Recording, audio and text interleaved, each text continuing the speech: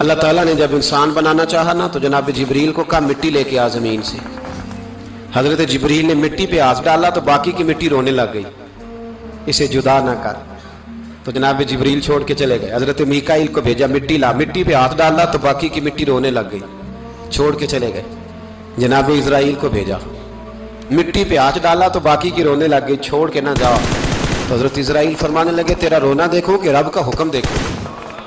وہ لے گئے, جب پیش کی تو رب کریم نے فرمایا اسرائیل جان نکالنے کی ڈیوٹی بھی تیری, تو مٹی کو لے آنا, باقی مٹی روتی بھی رہے تو روتی رہے.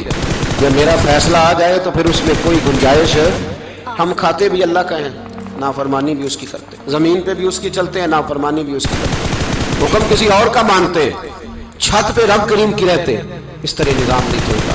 میرے بھائی یاد رکھنا, گناہوں کی سزا ملے گی, زندگی تنگ ہو جائے, یہاں بھی آزمائش ہوگی. اور حضرت ابراہیم بن ادم کے پاس ایک نوجوان آیا, کہنے لگا میں گناہ کرنا چاہتا ہوں. فرمانے لگے بالکل کر, اللہ کا دیا ہوا رزق کھانا چھوڑ دے اور گناہ کر.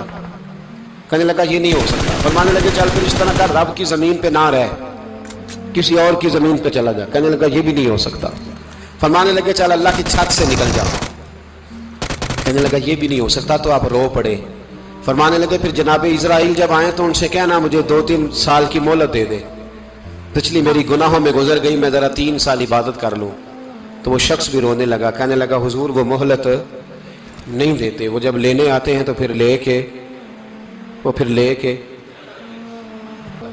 میں پھر دعا کرتا ہوں اللہ ہمیں معاف فرمائے, اللہ ہم سے درگزر. میں کچھ قبرستانوں میں جاتا ہوں تو میں وہاں میں سانپ بچھو پھرتے ہوئے دیکھتا ہوں, تو ڈر آتا ہے کہ ہم یہاں آنے والے ہیں.